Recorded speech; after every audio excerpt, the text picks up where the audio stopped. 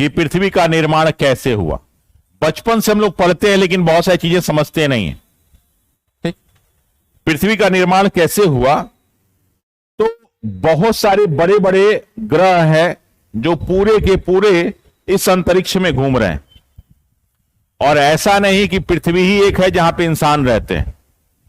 ऐसे लाखों करोड़ों अरबों ग्रह हैं जहां पे इंसान जैसे लोग रहते होंगे, जिसकी हमें जानकारी नहीं। हमें सिर्फ जानकारी पृथ्वी की ही है। ओके, अगर ये सोचने लगेंगे तो आपका दिमाग फट जाएगा कि ये क्या है। तो जो बेकार आदमी है, किसी काम का नहीं है, वही ये सोच सकता है। तो दुनिया के एक बहुत बड़े वैज्ञानिक हैं, अब तो उनके साथ डेथ हो गई, उनका नाम था स्टीफेंस हॉकिंस। क्या नाम था? उनके बॉडी का लगभग 95% पार्ट बेकार, चलता फिरता नहीं था, सिर्फ क्या चलता था? दिमाग। तो वैज्ञानिकों उनके दिमाग में सेंसर लगा दिए, और सेंसर लगाने के बाद वो सोचते तो वही सोचते रहते थे ग्रह नक्षत्र के बारे में। वही व्यक्ति सोच सकता है, बाकी तो कोई व्यक्ति सोचेगा नहीं। और उन्होंने ग्रह नक्षत्र के बारे में बहुत सारी चीजें बताई कि कैसे पृथ्वी की उत्पत्ति हुई। सबने अपना अपना अलग अलग कॉन्सेप्ट दिया। तो उसमें एक कॉन्सेप्ट जो बहुत कॉमन है कि एक कोई ग्रह था, उस ग्रह का एक छोटा सा पार्ट टूटा और टूट के उसी अंतरिक्ष में आगे बढ़ने लगा। तो आगे बढ़ने लगा तो यहां पे एक बहुत ही आकर्षण वाला चीज था जिसका नाम था सन। क्या नाम था? और इसी सन के प्रभाव क्षेत्र में यह आ गया। चूंकि अंतरिक्ष में निर्वात है। क्या है? निर्वात का मतलब कोई रोकने वाला, तो जो चीज चल रही है वो चलती ही रहती है। अगर वहां पे ऐसे आप कूद जाएंगे तो कूदते रहेंगे। इसीलिए वहां पे हम लोग क्यों खड़े हैं मालूम है? क्योंकि नीचे एक फोर्स हमको खींच रहा है जिसका नाम है अगर गुरुत्वाकर्षण यहां पृथ्वी पे नहीं होता तो हम लोग, राहुल जहां हमें वहां से वो ग्लोब होगा पोंछ के लाके दे देना, तो अगर ये गुरुत्वाकर्षण नहीं होता तो हम लोग ऐसे खड़े उछल रहे होते, आप लोग हवा में बैठे होते इसे, और आप लोग लिखने की कोशिश करते और लिख नहीं पाते। क्यों नहीं लिख पाते? कि आपके पेन से स्याही नीचे गिरता ही नहीं। क्यों नहीं गिरता? कि गुरुत्वाकर्षण बल वहां पे नहीं था। अगर गुरुत्वाकर्षण बल होता तभी आपके पेन से स्याही निकलता है, वरना आपके पेन से स्याही भी नहीं। तो इसीलिए जो है 3 इडियट्स में बाबा रणछोड़ दास ने, सबकी इच्छा थी कि वो जो है जो वायरस साहब थे उनका पेन उनको मिले, क्योंकि उस पेन की खासियत क्या थी कि उसका अंतरिक्ष में लिखा जा सकता था। क्यों? क्योंकि उस पर ग्रेविटेशन काम नहीं करता था, तब भी वो लिखता था। तो बाबा रणछोड़ दास ने क्या पूछा कि सर पेंसिल क्यों नहीं यूज करते थे? बिल्कुल सही पूछा। ठीक, तो उसके बहुत सारे कारण दिए गए कि पेंसिल का नोक टूट जाएगा, ये हो जाएगा, कुछ नहीं होने वाला, पेंसिल से लिख सकते हैं। क्योंकि वहां पे तो ये जो पेन में हम लिख रहे हैं ना, ये भी इसलिए लिख रहे हैं कि गुरुत्वाकर्षण बल। ठीक, अब कई लोग कहते हैं कि गुरुत्वाकर्षण बल की खोज किसने की? तो न्यूटन साहब ने की, यानी उसके पहले गुरुत्वाकर्षण नहीं था। हमें भी जानकारी थी, उन बेवकूफों को जानकारी नहीं थी। बिहार के लोग ये पहले से जानते हैं, और आर्यभट्ट साहब ने और एक और हैं साइंटिस्ट ब्रह्मगुप्त ने बहुत पहले ही बता दिया था इसके बारे में, ग्रेविटेशनल फोर्स के बारे में। ये यूरोप वाले नहीं जानते थे। जब वो जाने तो उनको लगा कि अब सारी दुनिया जान गई। तो ये पृथ्वी, भारत पहले से जानता था कि पृथ्वी में क्या है, गुरुत्वाकर्षण। इसीलिए जब भी हम किसी चीज को गिराते हैं तो कहां गिरता है? वो नीचे। तो खैर, इसको कोई रोकने वाला नहीं है, तो ये घूम रहा है बेचारे इसके चारों ओर। अब प्रश्न ये आता है कि इसमें कैसे और इसमें कैसे आकर्षण बल आ गया। तो जान जाइए, दुनिया की कोई भी चीज जब मूव करती है, क्या करती है? तो उसमें अपने आप फोर्स ऑफ अट्रैक्शन आ जाता है। बहुत छोटा सा एग्जांपल है, अपने हाथ ही को ऐसे रगड़िए और कागज के ऊपर रख दीजिए, कागज चिपक जाता है। ठीक है ना? हाँ, पेन है, हम लोग बचपन से पढ़ते थे, पेन है फलालेन के कपड़े से रख के रखेंगे और कागज लगाएंगे तो कागज क्या हो जाता है, चिपक जाता है। तो जब भी किसी चीज में गति आती है तो उसमें फोर्स ऑफ अट्रैक्शन आ जाता है। इसका एक छोटा सा एग्जांपल आपको बता रहे हैं कि कभी रेलवे स्टेशन पे आप खड़े होते हैं और जब ट्रेन गुजरती है तो कहा जाता है थोड़ा सा, वरना ट्रेन आपको अपने आगोश में ले लेगी, आओ मेरे पास, ठीक है। क्योंकि जब ट्रेन में गति होती है, जितनी ज्यादा गति होगी उतना ही अट्रैक्शन क्या होगा, तो आप यहां खड़े रहेंगे, आपको खींच लेगा, आजा, ठीक है। इसलिए जहां पे गति होती है वहां पे क्या होता है, अट्रैक्शन होता है। क्या होता है,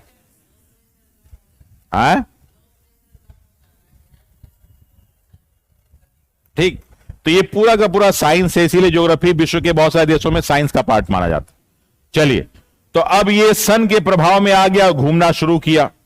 जब ये ग्रह का पार्ट था तो ये गर्म था। क्या था ये, गर्म, और इसमें बहुत सारी गैसें थी, इसमें खूब सारी गैसें थी। अब इस तरह की घटना रोज होती है, हर सेकेंड होती है।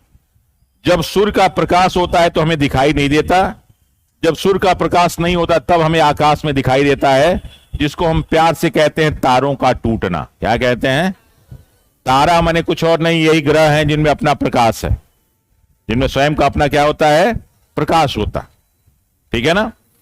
तो वो हमेशा लाखों करोड़ों की संख्या में टूटते रहते हैं। और आप ऊपर देखेंगे, खासकर जब मौसम साफ हो रात के समय, तो आपको गांव में तो साफ दिखाई देता है और रेगुलर दिखाई देगा तारों का टूटना। तो ये टूटता रहता, ये टूटने और बनने की प्रक्रिया कॉन्टिन्यूअस क्या है, जारी। ये भी जान जाइए कि ये बहुत से बड़े बड़े कॉन्सेप्ट हैं। दुनिया में ना तो कोई चीज नष्ट होती है, ना तो कोई चीज, that is the conservation of energy, ऊर्जा संरक्षण का। ना तो ऊर्जा को बनाया जा सकता है, ना तो ऊर्जा को, बस उसका एक फॉर्म से दूसरे फॉर्म में क्या होता है, और इसी पे पूरी दुनिया चल रही है। तो जैसे आज हमारा इतना बड़ा शरीर है, धीरे धीरे नष्ट हो जाएगा और नष्ट होकर इसी पृथ्वी में मिल जाएगा। क्षितिजल पावक गगन समीरा पंच तत्व यह अधम शरीरा। ये हमारा जो शरीर है 5 तत्वों से मिलकर क्या है, ये बना हुआ। किसी का भी, चाहे किसी धर्म का हो, किसी जाति का हो, किसी देश का हो, इन्हीं 5 तत्वों से मिलके बना हुआ। और फिर इन्हीं 5 तत्वों में क्या आ जाएगा, ये जो स्किन है ये मिट्टी का है। क्या है ये, लेकिन देख के लगता है कि ये जो है कुछ स्पेशल चीज है, नथिंग स्पेशल। इसलिए जब सबका, अब कलर मिलाते समय भगवान से कहीं गड़बड़ी हो जाती है तो कुछ डार्क हो जाता है, कुछ क्या हो जाता है, लाइट हो जाता है वातावरण के प्रभाव में, ठीक है। भगवान ने जो है, जो कुम्हार था सबको एक ही साथ भेजा, लेकिन कुछ कलर इधर उधर डिफरेंट हो जाता है तो चेहरा का रंग क्या हो जाता है, बदल जाता है, ठीक है। तो ये सिंपल सा कॉन्सेप्ट है। तो खैर, ये पृथ्वी आई और इधर चारों ओर घूमने लगी। इस पे अनेक प्रकार की क्या थी, गैस है। इसमें 3 गैस बहुत इंपॉर्टेंट थी, एक H2, एक O2 और एक N2। कौन कौन सी गैस, हाइड्रोजन, ऑक्सीजन और इसमें सबसे ज्यादा जो गैस की मात्रा थी 72 की 78%, खासकर इसमें, बाकी सब में नहीं। इसमें नाइट्रोजन की मात्रा क्या थी, लगभग कितनी % थी। नाइट्रोजन ठंडी गैस है। कैसी है नाइट्रोजन, कैसी गैस है, ठंडी गैस। जान जाए कि बहुत सारे लोग अपने टायर में नाइट्रोजन गैस भरवाते हैं ताकि चलेगा तो फटेगा नहीं। नाइट्रोजन कैसी गैस है, ठंडी। ठंडी की सबसे बड़ी खासियत क्या होती है कि जब ठंड का मौसम आ जाता है तो लोग पास आ जाते हैं, ताकि पास रहेंगे तो जहां गर्म रहेंगे। दूर और गर्मी का जहां महीना आ जाएगा तो क्या होते हैं हम लोग, तो ये ठंड का महीना लोगों को क्या लाता है, पास। प्रकृति की हर चीज को लाता है। तो ये नाइट्रोजन ने क्या किया, ऑक्सीजन और हाइड्रोजन को भी क्या लाया, पास लाया। और जब ये हाइड्रोजन ऑक्सीजन मिल गए तो क्या बन गया, H2O। क्या बन गया, और इसी H2O को हम वाटर कहते हैं। क्या कहते हैं, तो अब इस नाइट्रोजन गैस के कारण हाइड्रोजन और ऑक्सीजन को मिलने से यहां पे क्या हुआ, बहुत जगह पानी इकट्ठा हो गया। क्या इकट्ठा हो गया, जोर से बोलो। तो ये पृथ्वी जो अभी तक गर्म थी, धीरे धीरे इस गैस के प्रभाव में क्या होने लगी, ठंडी। जोर से बोलो, फिर से बोलो, एक बार और बोलो, ठंडी होने लगी। क्या होने लगी? अब फिर एग्जांपल आपको दे रहे हैं। दूध का बर्तन, दूध को गर्म कीजिए, गर्म करने के बाद बंद कर दीजिए, उसको ठंडा होने लगता है। ठंड होने के बाद उस दूध के ऊपर क्या जम जाती है, क्या है, मलाई। क्या? अरे गधों, इसमें कौन सा तुम लोग साइंस पूछ रहे हैं? ढक्कन का है, उसको ढकेंगे क्यों? मैंने कहा दूध का बर्तन है, दूध गर्म किया, फिर उसको बंद कर दिया, तो क्या ऊपर जम जाएगा? ढक्कन के ऊपर पानी जम जाएगा। ढक्कन से उसको ढका कहा है कि पानी जम जाएगा। दूध के ऊपर क्या जम जाती है? जोर से बोलो, फिर से बोलो।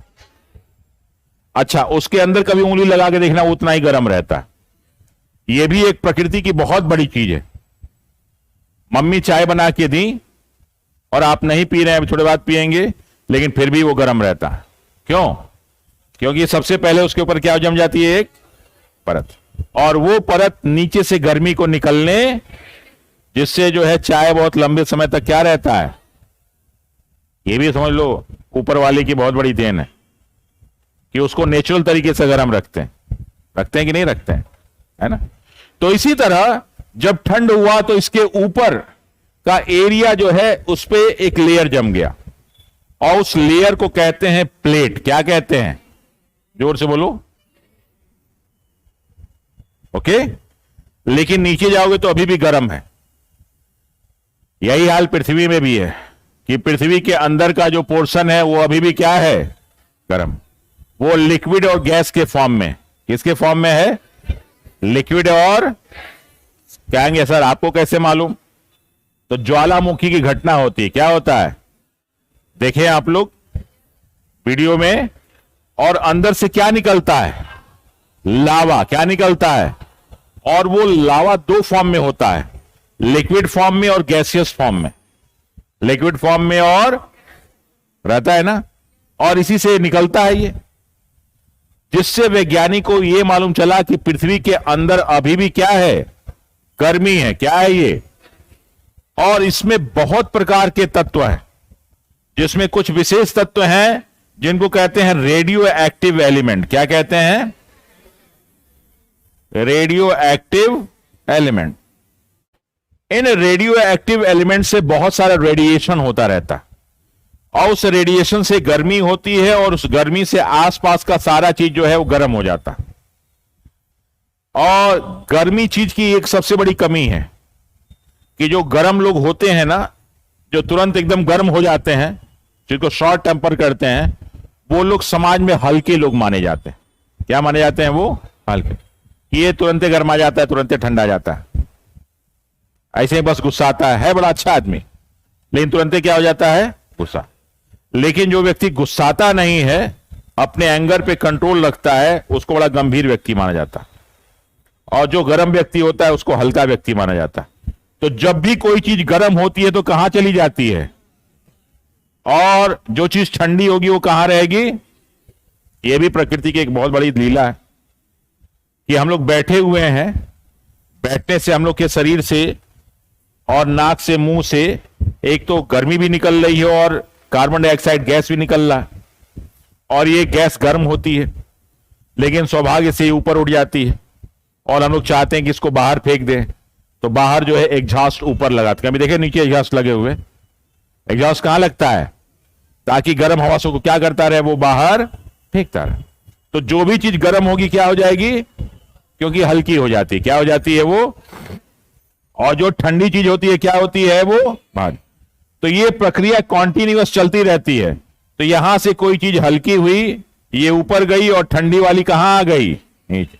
तो इससे एक जो है ऐसे गति होती रहती है। क्या होती रहती है, वैसे ही यहां पे जहां भी तत्व होगा वहां इस तरह की गति होगी, ऊपर जाएगा नीचे आएगा, ऊपर जाएगा नीचे आएगा। तो चारों ओर अंदर ऐसी गति होती रहती रेडियो एक्टिव एलिमेंट्स के कारण।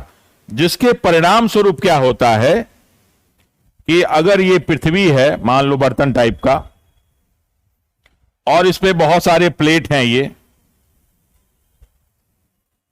और यहां पे ऐसे गति हो रही है ऊपर से नीचे और यहां से ऊपर ऐसे, तो ये जाके ऊपर टकराएंगे और इस प्लेट को भी क्या करेंगे, हिलाएंगे। क्या करेंगे, हिलाएंगे। तो जब ये प्लेट हिलेगा तो प्लेट तीन तरह से हिल सकता है, या तो पास आने लगेगा, या तो दूर जाने लगेगा, या वहीं हिलता रहेगा लेकिन मिलेगा रेलवे की पटरी की तरह, या तो पास, या तो दूर, या तो यही तीन प्रकार की गति होने लगती। और जब ये प्लेट आपस में टकराते हैं, तो जब दो लोग आपस में टकराएंगे, दो पहलवान आपस में टकराएंगे, तो जो मजबूत वाला पहलवान है कमजोर वाले पहलवान को क्या करता है, ऊपर उठा के क्या करता है, पटक देता। तो इसी तरह ये जो दो प्लेट टकराते हैं, तो इसमें मजबूत वाला कमजोर वाले को उठा के ऐसे ऊपर कर देता है, और जहां ऊपर करेगा तो वो जो जमीन का एरिया है वो क्या हो जाता है, ऊपर। और इसी को कहते हैं पर्वत या पठार। क्या कहते हैं, या पहाड़। क्या कहते हैं, या पहाड़ियां। तो इन पहाड़ियों का निर्माण कैसे हुआ, प्लेटों के अंडरस्टैंड, समझ में आ रही बात। उसके बाद इन्हीं प्लेटों से क्या हुआ कि अब ये प्लेट दूर दूर जा रहे हैं, तो ये दूर दूर जा रहे हैं, तो यहां का एरिया थोड़ा सा पतला हो जाएगा, दूर हट जाएगा। नीचे मालूम है कि बहुत ज्यादा गर्मी है, तो ये गर्मी इस एरिया से निकलने की कोशिश करती है और धीरे धीरे इसको तोड़ देती है, और तोड़ने के बाद यहां से क्या निकलने लगता है, लावा। तो ये जमीन से लावा निकलने की प्रक्रिया क्या कहते हैं, ज्वालामुखी की घटना। क्या कहते हैं, जोर से बोलो, फिर से बोलो। तो ये भी किसके कारण हुआ, प्लेटों की गति के कारण। अच्छा, मान लीजिए कि ये प्लेट हैं, ये टकरा रहे हैं, और इन प्लेट पे पानी भरा हुआ क्या है। अब ये प्लेट टकरा के ऊपर हो गया और ये इसके नीचे है, तो अब ये सारा का सारा पानी जाके यहां टकराएगा। इनके टकराने की गति इतनी ज्यादा होती है कि अब ये पानी टकरा के वापस लौटना शुरू करेगा, और जब लौटेगा तो इसकी स्पीड और बढ़ने लगती है, और जब किनारे के पास जाएगा तो ये ऊपर उठ जाता है, और ये 100 मीटर तक ऊपर उठ जाते हैं। इसी घटना को कहते हैं सुनामी। क्या कहते हैं, जोर से बोलो, फिर से बोलो। तो सुनामी घटना के पीछे भी क्या हुआ, प्लेटों की गति, प्लेटों की, जोर से बोलो। अच्छा, फिर यही प्लेट आपस में टकरा रहे हैं, हमारे जैसे आदमी दो लोग टकराने लगे, तो धीरे धीरे जमीन दो आपस में टकराएंगे तो हलचल होगी, और जब इस जमीन की हलचल होती है तो इसे कहते हैं भूकंप। क्या कहते हैं, जोर से बोलो। तो चौथी घटना क्या हो गई, उसके पीछे भी क्या कारण है, प्लेटों की। तो प्लेटों की गति से 4 घटनाएं घटी। पर्वतों का निर्माण क्या हुआ, पहला ज्वालामुखी, क्या चीज, तीसरा सुनामी,